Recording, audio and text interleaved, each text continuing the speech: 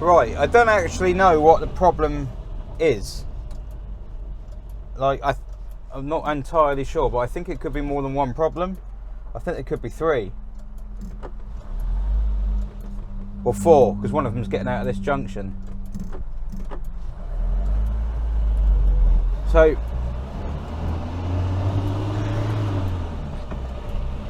oh God, one of the stop it! One of the problems is selecting gears, and the other problem is that gear selection is difficult when you got to pull away. Even when you're moving, when you're moving, it's a bit easier. And if I come off the throttle in any gear, it will make, well, that noise. Unless I'm in 5th gear, in which case it won't make that noise because it'll kick it out of gear completely. I think we could have more than one problem. The gearbox making a horrible noise, that's your primary problem. Clutch, I don't actually think that's, I mean, it's related obviously, but I don't think that's the same issue. I think that could be coincidence. I think the clutch is just out of adjustment. There's a real sort of fluffy feeling at the top of the pedal. And the other issue, which is kind of connected to all of these, is that the speedo stopped working. That worries me a little bit, because I'm thinking, hang on, could the worm drive have come off? Go for 5th. Shall we go for 5th? No. 4th's fine. Right, well, I guess I'll go back and see if I can find some clues as to what the hell is going on with this. Okay, so the test drive has ended. It wasn't a long one. Back on the ramp now. Going to try and see if I can figure out what some of these issues might be. So the first thing I'm going to do is check the clutch, because I think the clutch isn't working properly. They do have a little bit of free travel at the bottom of the pedal, but this one just feels like it's excessive. It's like there's loads of free travel and it's not disengaging gears properly.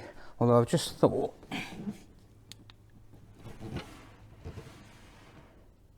oh, right, you have a look at the gear lever. I'm guessing it's not really moving, but the gear linkage is. Yeah, that's not normal. So the gear linkage is down.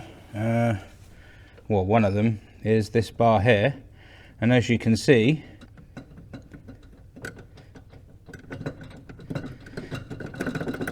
yeah, it's not meant to rattle that much. Oh, I think you might need new fuel hose as well. And that one's actually leaking. And the answer to our question as to whether the clutch needs adjusting or not is yes. That gap in there, here, is meant to be about 3 mil, 3.5, something like that. And that's about 7 or 8. So I think we might be already on our way to fixing some of the easier issues. I don't think this is going to sort the gearbox, funnily enough, but if we can eliminate, well, we know what the play is, so we're not too worried now about the selectors, because it looks like it's going to be linkage, and the clutch is probably why it's hard to select gear, which would leave us with the popping out of 5th and the noise on the overrun. I think sort these ones out first, and then make it so there's only one problem, not 4. That's probably the best way to do it. Right, half an hour gone already, and I've now adjusted the clutch. It took a lot longer to do than it should have done, because all the threads and everything, it's not easy to get to anyway, but all the threads on the cable were just caked in crap and crud, and the lock nut wouldn't move freely. And to be honest with you, you're supposed to cut down a 21mm spanner, but I had a 22mm spanner already cut down, and I was loath to cut down my 21mm spanner, because how often do I do this? Anyway, it's done, and straight away there was a problem. The cable was set up wrong. It was actually back to front. It was tight where it was meant to be loose, and loose where it was meant to be tight. So it's been killing the release bearing and making it hard to change gear at the same time, which is quite a feat to do both of those. So what I'm going to do now is fire it up and see if it changes gears okay on the spot, because I think in theory it should. I think in theory the problem it's got, the big problem, isn't related to the gear change on the spot. Obviously the lever is still going to be a bit floppy, but we can deal with that. Ashley, your door is... You've got play in your door and it's catching that, and it's horrible. Nasty. Right, the pedal now is... It was one of the worst I'd felt before. It's now... Oh, it's lovely. Oh, it's linear. Linear. That's a good word, isn't it? Linear. Right. Oh, the car might go up as well.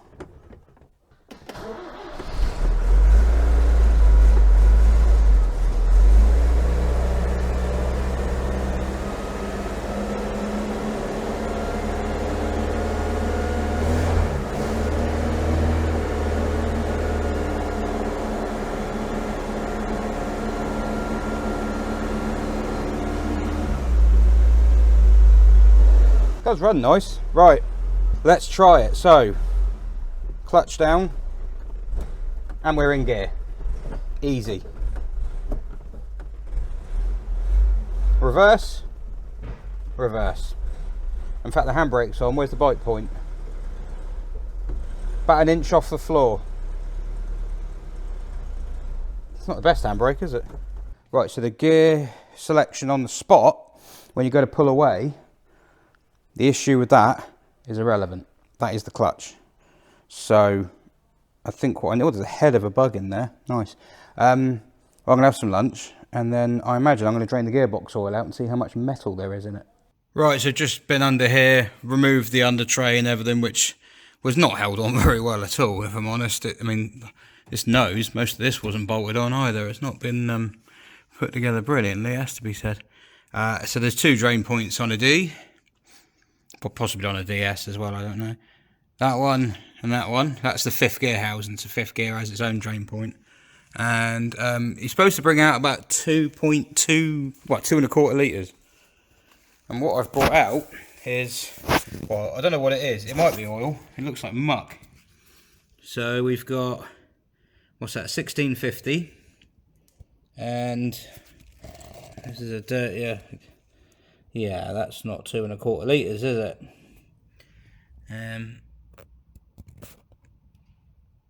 Yeah. The bigger one, the main gearbox did have a magnet on the drain plug, and I've tried to pull as much swarf off it as I could, which is in here. That's solvent. That'll, when that dries, there should be some metal left in the bottom. So, yeah, basically... There's oil leaking out all over the place, here and up there behind the brakes, brilliant, and up there behind the brakes, brilliant, and gearbox, is that gearbox oil or LHM? I think that's a combination of the two, that one. That's LHM, that's gearbox oil, that's gearbox oil. I am tasting all these, by the way. So I think what I'm going to do now is, aside from wondering why the brakes are covered in LHM, I'm guessing the calipers are leaking. I'm going to pull fifth gear cover off. So you watch my not a DS video where I did it on this gearbox here? And I took that cover off and cleaned the fifth gear cup. Well, I'm going to take the cover off this one. Moment of truth, I've taken the radiator ducting out on the spare wheel and everything. The radiator ducting that wasn't actually attached to the radiator, but we'll ignore that.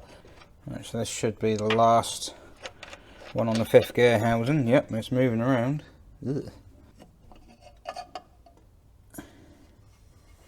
Oh! Yep. Yes. Yeah. Yeah, okay, so I think we found the problem. Yeah, so that's the Speedo worm drive. Well, that's why the Speedo wasn't working. Because it's absolutely bollocks. Wow, this is actually quite scary, because this means I was right. Yeah, so that's... Well, what I don't know is why this looks different. I mean, it is a different box. This is a D Super with a 5-speed option. My gearbox that I've been prattling around with is a D Super 5 gearbox, which is a different gearbox. It's the same gearbox, but it's different ratios. So basically, you have to do these up FT. And there's a little peened bit here, which I've heard people say, like, you really got to make sure that is properly punched over. Because there's a little register in this shaft there. Kind of like you get on a drive shaft, like on a hub nut. It's not a reference to a channel. And there's a special tool you make which fits this, which I'm guessing that's the 30, is that the 36mm bit or the 27mm bit? Man, that's not good news. I mean, it is in a way, because it means we found the problem, but I don't think we need to check this metal. We know where this metal's come from. It's come from here. Reaming itself out on that. Right, well, I better go and share with her the good news. Okay, well, I'm going to go and do some research and see what the plan of attack is there. That gearbox looks nothing like mine in that end, so I'm a bit confused. But the problem you've got is if that thread that worm drive nut goes onto, the worm drive it's like a nut as well. It's like, this is a big nut that holds that shaft in at the bottom, but also acts as a drive for the speedo. So you know the thread actually looks, it wasn't sat on squarely. Oh no, I think the thread at the end is damaged. Basically I'd have to inspect the thread in here and on the shaft, but the chances of it being good are remote. Still, it's not my car, so. Hello, it's the next day on the D Super, not 5, but it is a 5-speed, and I have pushed a socket into a piece of tube. Right, so I've bought a new spanner, but I'm going to cut it up and destroy it. Right, so this ruined spanner is now starting to look like this. In theory, if I remove this, the old worm wheel, which is what this is, will slide out. So it can be held in place. No, it can't. There we go. It will sit in there. Now I need to chop it off here and then put a socket on the top. I was hoping to use this one and have some kind of alignment, but I've realised I can't do that because when that worm wheel goes on, there'll be a load of studding stuck out the top. 72 hours later. Right, so it's a couple of days later. You're going to have to excuse the bad sound because I actually took my microphone and my bag that's got everything to do with this with me the other day to pick up a car. Pick up a new car which might be raffled. But I left the bag at home, so I have no microphone. So I have to do, I'm repairing the D now. It's a couple of days later and I'm having, no, hang on. No, I think the bag might be in the car outside. I'm really good at this. Right, that makes life a little bit easier. So, quick update on this. I can't remember how far I got with this one. I can't remember what state this was in when I last filmed something. So I'm going to give a quick recap.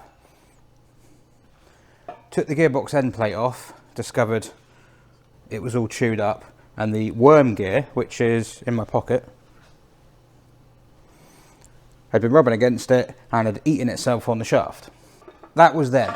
So now what I've done is I've gone online and I've spent a great deal of my own time and expense, well, not my expense, but my own time, researching Citroen D, not a DS, well, DS and not a DS, worm gears, speedo drive things. There are 4 types. There is a 7-tooth, which is what this one is, and there is a 10-tooth. You might think, that's 2 types. Yes, it is. 2 types for a 5-speed, and then an additional 2 types for a 4-speed. This is important. The 2 types for a 4-speed are also 7 and 10 tooth, but the spigot itself is different, the pinion, the gear. The reason it's different is because I've been sent one.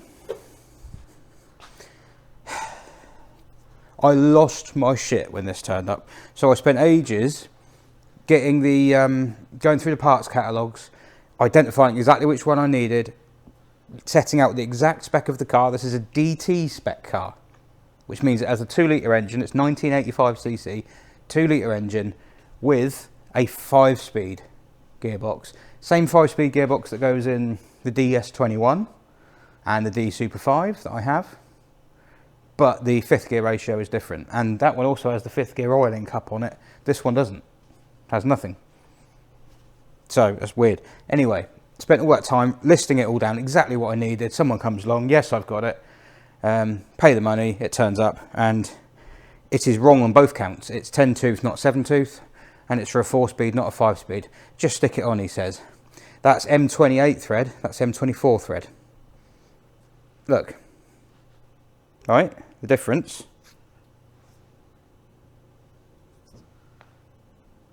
See? I'm calm. I am calm. I threw that in the box and there was a mirror in there as soon as I threw it. Right, I am calm. So, sit rep on the car so far. I've done the fuel hoses in the engine bay because I thought that would help this. Actually, I've done the fuel hoses in the engine bay because, as you can see, they were nasty. Nice! Look at that. Discovered the problem, as I say, with the gearbox, but I thought we were out of the woods with just this, and we weren't. So basically, what has happened is the worm gear has worked loose, and it's worked its way off the secondary shaft on the end because, for reasons unbeknown to me, and I can't quite figure this one out. For reasons, Citroen have made it so that it's screwed on, but can only be screwed on from the back. Not entirely sure why they've done that, but to be fair, this is an era of Citroen where they were like one of the finest engineers, well, motor engineering company in the land, in the world. So I'm sure there's a legit reason why, but I can't figure it out. But then I'm not a fine motor engineer, that could be why. Anyway, getting sidetracked. This shaft goes on to this goes onto the secondary shaft. This spigot goes onto the end of the secondary shaft.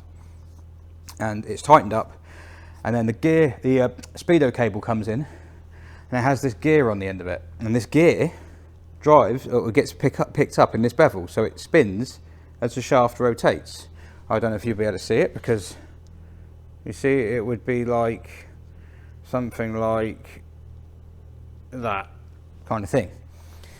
And what had happened is, because this had worked its way off, the speedo had stopped working. That's one of the first ways you know this has come loose, because your speedo stops working and bad things are about to happen. So what I've done is, as I said, I've gone out trying to find a replacement one of these and the matching one of these, which is what goes on the speedo cable, and it is only fitted to DT spec cars. So it's a D Super or D Special with a short ratio 5-speed box. So as you can imagine, that one's broken now.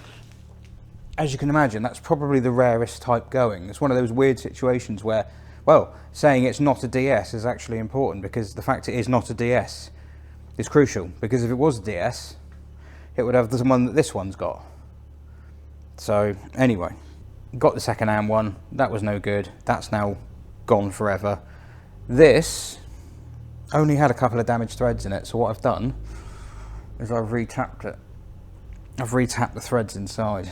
I've also run a grinder through the teeth on this and used a little file and chamfered them all up, and they seem to fit nicely. There's not a lot of load on this. It's only driving a speedo. It might work, it might not. But if this works and this doesn't, it's not the end of the world, because it's easy to change that on its own later on. You might remember from earlier in the video that in order to change this, a tool had to be made and a spanner had to be bought. A spanner was bought and a tool was made. Behold, the ugliest thing I've ever made in my life. Look at that. That is hideous, but it works. It does work. So the worm gear has got 2 flats on the back, 36mm.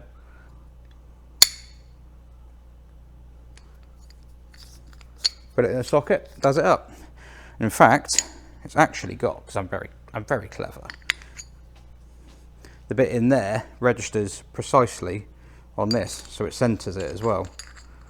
Not that that really matters, because you're going to wind it onto the shaft before you put the tool on, regardless.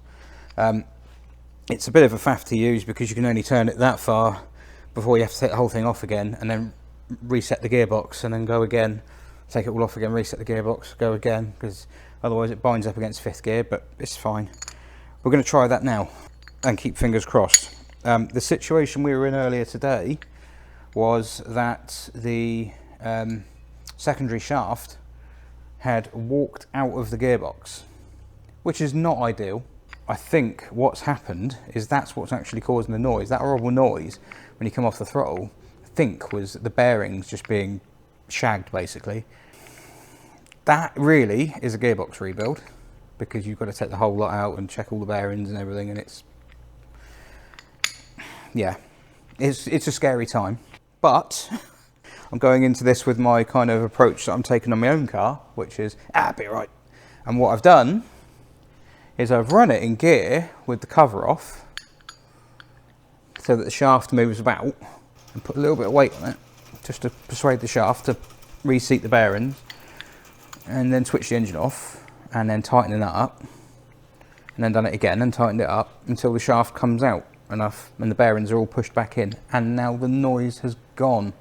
It whines on the overrun. I'm not going to do it again now because it's got no oil in it. I'm going to try and limit what I'm doing with it, but it's whining on the overrun because it's got no oil in it. So what I need to do now is put this on for the first time, hook up the speedo cable, make sure that works with the speedo cable in, then put the cover on, chuck some oil in it and see if it shuts up. I'm having a result because if you ever have to do this on one of these, and you probably won't, but if you do, that's a hub nut for a Saxo. And it fits the secondary shaft perfectly. It's exactly the same thread. So, and it's even got the flat bit for being peened over. Not that I'm going to do that. So, yeah, but that's what I've been using to pull the shaft out. I hope it survived. I don't know. I mean, long term, obviously, the gearbox is always going to have little question marks over it. But what I would say to her is, her being the owner, what I'd say is if we get this back together and it kind of behaves and selects gears okay. I mean, the gear shift is much better since I put the housing back on. The selector housing made a big difference. I've renewed the O-rings and that. That is an absolute bastard to put back together. We've still got some play in the lever in the cabin. The actual column shifter has play in it, but all the play up here is gone. I've made some makeshift bushes to go in the control rod that goes up and down because they were knackered as well. It's not perfect, but it's just to sort of prove the concept really. And I'm going to bosh it all back together. Before I put the radiator cowling and everything, and we can do it like this and just drive around like that and just see if we might have potentially, possibly got out of trouble with it. And if so, new oil in it, run it round for a couple of 1,000 miles, dump that oil again, new oil in it again, and just see how it goes basically. They're tough old boxes, they're pretty heavy duty. What's the worst that could happen? I suppose the wheels could lock up and it could break down, crash. Right, so this, I mean the threads on it are, the last three are questionable. It doesn't really, it's not very easy to get it started on the shaft, but once it's on, like so, it's fine. So I'm not going to show you this whole thing because it will get boring. Although you might argue that's never stopped me before, but the tool will go like so, and then I'll get as far as that, and then I've got to take it off again, and then once I've wound it round a bit more, it will go like so again, and then I have to come back off. And this is where the tool that took many hours to make will come into its own. Right, you get the idea with that anyway. You keep rotating it and tightening it up, and eventually we've got a fixed car. Oh no! No! I think the tool's gone.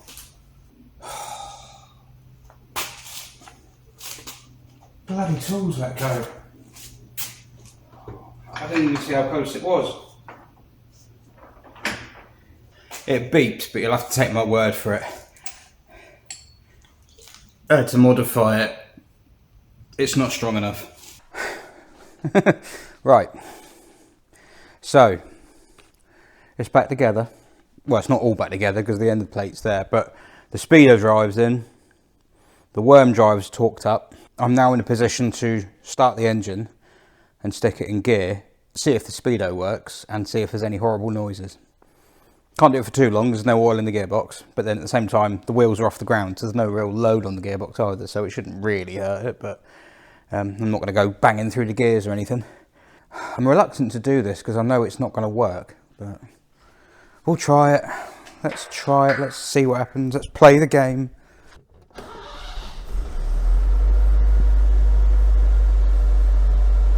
Right, see if it goes straight to fifth.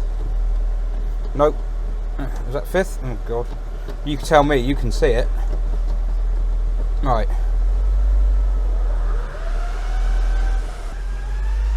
A noisy fifth gear because there's no oil in it. Right, we've got a speedo. And that's the brakes.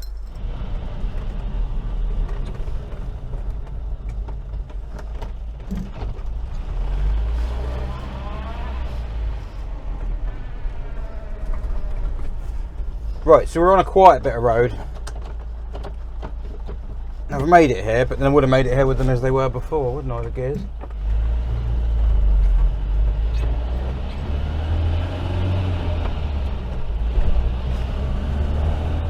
And if I come off the gear,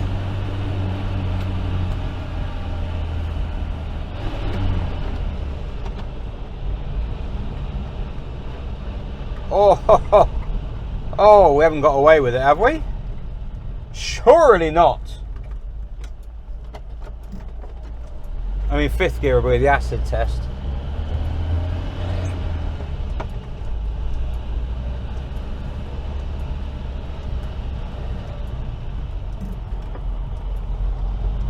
I mean, to be honest with you, knowing what I know now, I know exactly what failed, and I'll do a debrief in a minute. I know exactly what failed. I know exactly the problems it caused and why it caused the problems, so I understand all of it. And I can't figure out how it still works. It should be dead. Oh, there's traffic. There's fifth. Fifth is whiny. It was more when it was on the overrun. There's a Merc in front, he's having to drive around the bumps. You can't see that, but... So we're okay going into fifth. Overrun. Can you hear that? Overrun is a little whiny. A little whiny. I think it needs a bit more driving. Gear selection is not amazing. That's not nothing to do with the problem though. Yeah, knowing what I know now about the problem it's had, I can't really believe that it's still driving, to be honest. It's bonkers that it still works. That gearbox should be in bits.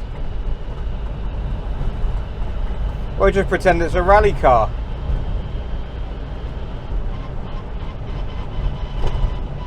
Well, to be honest with you, the two options with this were many thousands of pounds for a gearbox rebuild, or it's a Morris Minor. They didn't wave. I wouldn't have waved anyway. I don't like people, but British car people, they don't seem to like this sort of thing because it's better. It's amazing to me that this still works, but we'll take it. The alternative is many thousands of pounds on a rebuilt gearbox. I think they might still be able to use this.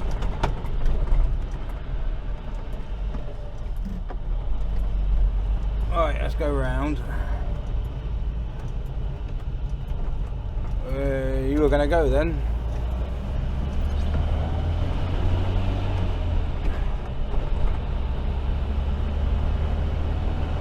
Well, I think a debrief on the ramp. Make a decision. Is this successful or not?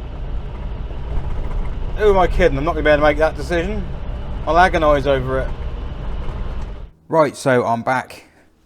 The D is on the ramp, and I think I can sign this one off. I think I can say for sure what's happened. So basically, obviously on a D, you've got the engine at the back and the transaxle in the front. So the gearbox, well, transaxle is a gearbox and diff in one. It's like the differential and the axle in one go. A bit like you'd get in a regular front wheel drive car. But I'll show you on another gearbox why that is relevant. Okay, so here's the back of the other 5-speed box that I had opened up. And the reason it's relevant is that the diff is sandwiched between the bell housing and the gearbox. Okay, so that's not a DS thing. That happens on Alpha Suds, it happens on some Porsches, it happens on all sorts, and it happens on Volkswagen Passats of a certain age. You've got two shafts. You've got the this is the input shaft, so you've got the primary shaft here, this is the secondary shaft, this is the output. So basically the engine's driving this one, and then this is being spun by this one, and that is what is driving the diff. And on the end of this shaft is a big, it's got like a round curled spur gear, which directly engages into the pinion in the diff. So it's directly what drives the diff. And at one end, you have that. At the other end, you have this, which is acting as a nut, holding the whole thing together. What had happened in this one is that nut had come off. That is the primary problem. It's not what caused all the issues on the road. Well, it is, but it's not what was causing the noises and things, but it is the primary problem. That nut came off because, well, it's having to do quite a lot. It's that one there, as you can see, had a flat on it, had a nose that comes off that you peen over. Yeah, the nut is done up to 200, between 200 and 210. You've seen it already, Newton meters, tight old thing, and then peened and locked. So it's obviously got some forces behind it. I've watched a video by, the channel is DSTT, I think, in the Netherlands, and that is so far the only like source of information I've found on the whole of Google, all the searching I've done about this problem. And he says in that video, they can come loose. Nobody else is saying this, but he said they can come loose. And it came loose. And because it came loose, the shaft that's held in pinion one end on the crown wheel and, well, the end of that, which would have had a nut holding it on, the worm wheel on the end, the shaft is allowed to move. So you see that in those videos when I was trying to get the thing to engage, to put it all back together, you saw it chattering, coming in and out. And that's what it's done. The noises that we were hearing when we were on the overrun, that was the whole shaft. That wasn't the spur, worm wheel, geared, speedo drive thing. I call it a different thing each time. It was fouling the case on the end. It was fouling the inside of this case here. But that's not the noise. That's just something it was doing at the same time. I don't think we'd have heard that. The noises we could hear were all the gears and bearings being pushed up against the housing in ways they don't want to be. So because that's effectively a nut, it just happens to drive the speedo as well. That comes loose. That whole shaft, which runs all the way through there, was floating in and out. And because the gears are helical, you can see there's a helix on it, so the gears are not straight cut, they're beveled at an angle, they're sort of, ooh, like this, the teeth, as opposed to straight. It means that when a load is applied in one way, it will push the cogs one way, it'll push the shaft one way, and when that load is reversed, it will push it the other way. So when it was on the load, the shaft was being pushed into the correct position. It was being pushed up against the diff. But when it was offload, it was trying to go this way. Basically, the secondary shaft in this gearbox has been doing an impression of maraca. It's just been going the whole time, and it's done 140 miles like it. It shouldn't have survived. So basically, yeah, the shaft is now held back in, all the bearings, everything is as it was. That part that was in there slapping about is now just done up. It's now just retorqued, and it seems to be working. It's just whining in fifth gear. I'm going to have another look at that in a minute. I won't film it, but I'm going to have another look at that in fifth gear. See if there's any clues, because it's not making the nicest noise, is it, on the overrun? It is getting quieter under load, but the thing I can't figure with this gearbox is it doesn't have the oiling cup that those gearboxes have. So how does it oil itself? Well, that's a problem for another day. But yeah, if you have one of these, if you have a D in general, and your speedo starts playing silly buggers, it might not be the cable. It could be the worm wheel that drives the cable is about to fall off. So don't muck about. Check it out. Take that cover off and have a look. I mean, maybe even like part of preventive maintenance. On the DSTT channel, shout out to them, because that is the only source of information I've seen that mentions making that socket, mentions the worm wheel coming off, anything like that. Dutch channel, it's in subtitles though, so you can just about make head or tail of it, which is what I did. Yeah, shout out to them, because if it weren't for them, if it weren't for that video, I think I would have struggled. I'm going to leave a link in the comments below to that video. Go click it and just go, thank you. Just write thank you on his video. Yeah, because without that, we wouldn't have got this one fixed. So yeah, we got there in the end. I really can't be asked to work on mine now.